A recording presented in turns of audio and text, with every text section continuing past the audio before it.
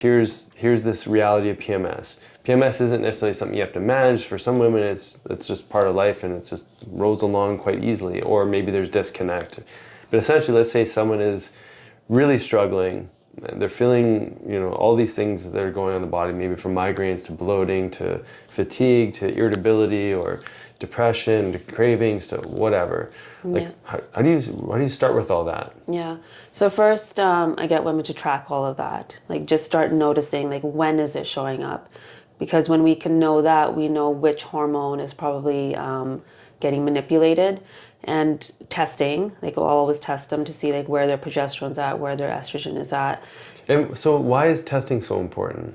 So then you understand, is it actually low progesterone? Yeah. So we assume right away it's low progesterone, but sometimes progesterone's totally fine. It's actually estrogen that's low. Right. So there's different things at play here. Maybe it's their cortisol is so high and that's what's depleting it. So if I can see it's because of the cortisol, then we know what we have to manage is their nervous system and support them there more so than the other of just giving somebody progesterone. Yeah. So if we test, we can see if it's low progesterone, then maybe, just for symptomatic relief, we do some bioidentical progesterone, or we use herbs like chaste to help increase that LH and that progesterone levels.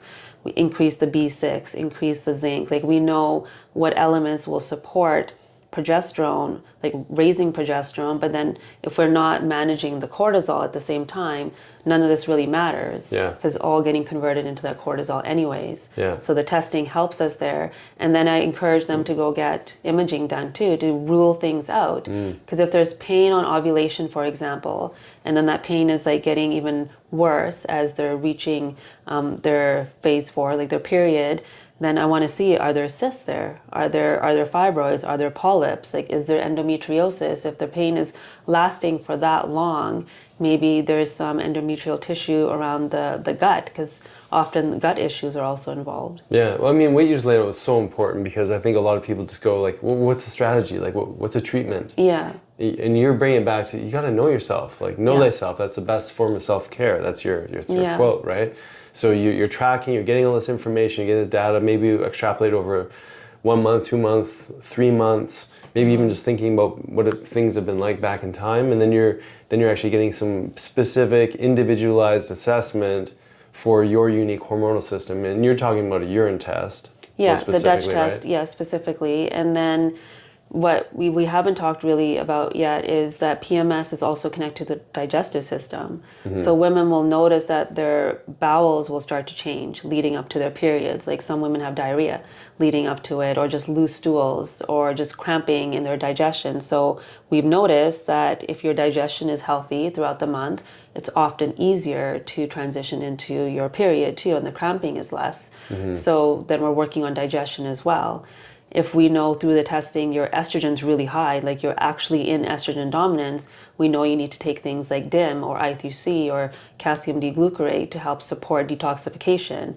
If we know it's the digestive system that's off, there's certain probiotics that will help your estrobolome, which are the little bacteria in your gut that support detoxification of those estrogens. So there's so many different angles that we can come from when we're supporting, something as simple in quotation marks as PMS, but we have to know you in order to understand what you need, what your body needs. Yeah, and so, I mean, something you've shared with me too is that if you know that over the last few weeks you've been having a little bit more dairy or a little bit more grains or even more animal products in general, you've correlated that sometimes, like, there's a sweet spot, it seems to be, where you can have a little bit, but you know that when you go beyond a threshold, things can feel a little more challenging once you get into it. Yeah, I can predict it. I'm like, this is not going to be a good one.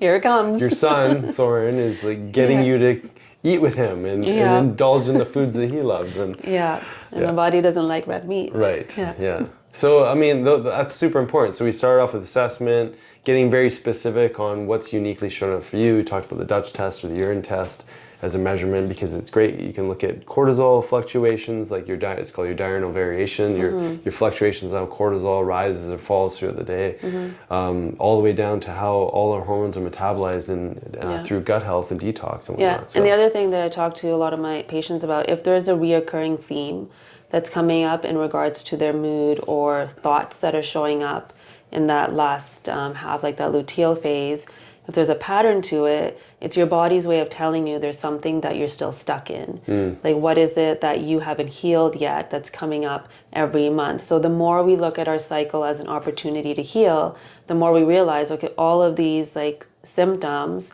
are really our body's way to first whisper and then maybe start yelling at us that there's something that we haven't healed yet. Maybe it's a relationship, maybe it's a belief that we have about ourselves, or maybe it's like old trauma that's still sitting there.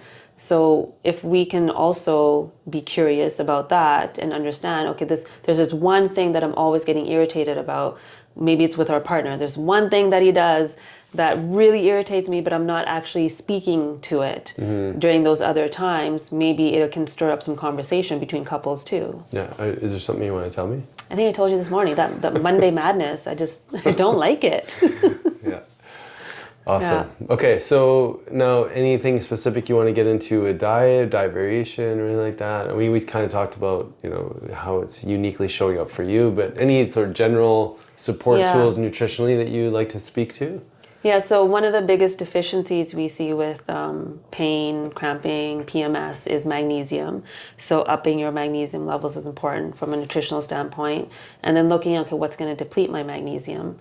And looking at your food sensitivities. One of the general rules I have seen is dairy. Dairy is a big one. And if you're eating foods that are not organic, because those foods will have hormones in them, injected in them. So that is going to influence your PMS. Yeah, totally. Okay. That's it. I was waiting to see if there's anything else coming.